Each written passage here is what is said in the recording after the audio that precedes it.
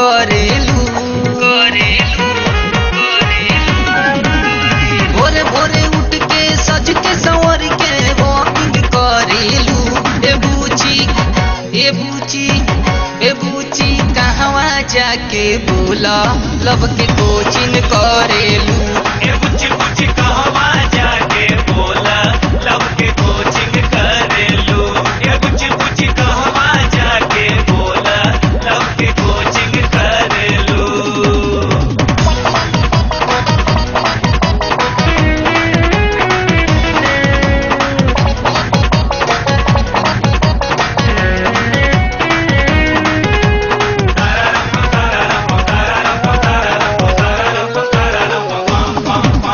Tuition के बहाना से बॉयफ्रेंड से मिले रोजे कहाँ तू जालू हो। चाट छोला चाउमीन गरम समोसा रोजे होटल में खालू हो।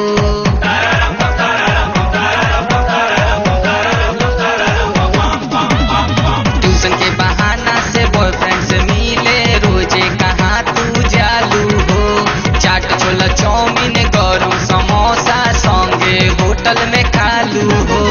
पार्क में बैठ के हाथ जोड़ा के टॉकिंग करेलू।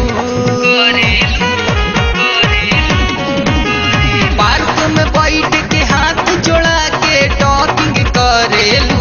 ए बूची ए बूची ए बूची कहवा जाके बोला लब के कोचिंग करेलू। ए बुच्ची बुच्ची कहवा जाके बोला लब के कोचिंग करेलू। ए बुच्ची बुच्ची कहवा जाके बोला लब के कोचिंग करेलू।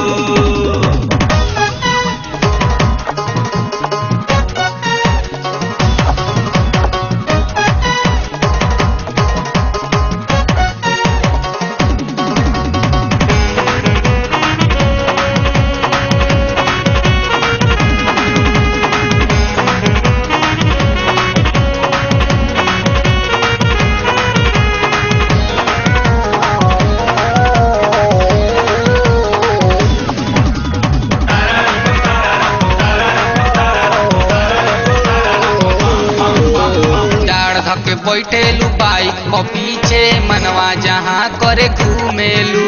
सुनसान पावेलू रोडवा पर जहाँ लभर के उठावा छूमेलू।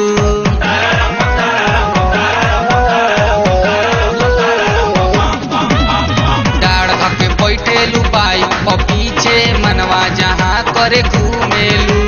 सुनसान पावेलू रोडवा पर जहाँ लभर के उठावा छूमेलू। मॉल में जाके ब्रांडेड ड्रेस के शॉपिंग करेलू। मॉल में जाके ब्रांडेड ड्रेस के शॉपिंग करेलू। ए बूची ए बूची ए बूची कहवा जाके बोला लब के कोचिंग करेलू। ए बुच्ची बुच्ची कहवा जाके बोला लब के कोचिंग करेलू। ए बुच्ची बुच्ची कहवा जाके बोला लब के कोचिंग करेलू।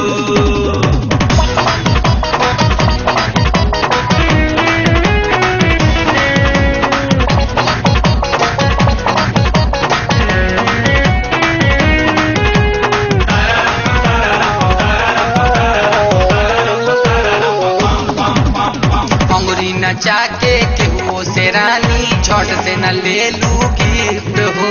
गरवा लगा के छतिया सटा के मांगेलू महंगा गिफ्ट हो।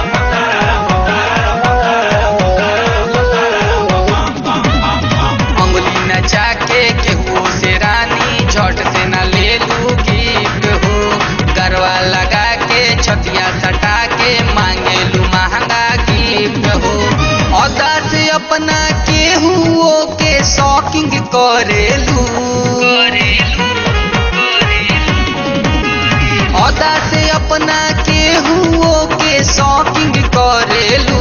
ए बूची ए बूची ए बूची कहवा जाके बोला लब के कोचिंग करेलू।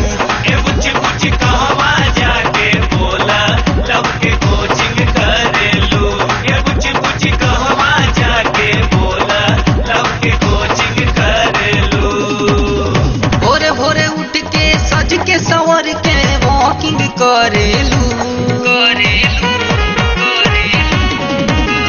भोरे भोरे उठ के सज के संवर के वॉकिंग करेलू ए बूची ए बूची ए बूची कहवा जाके बोला लव के कोचिंग करेलू ए बुच्ची बुच्ची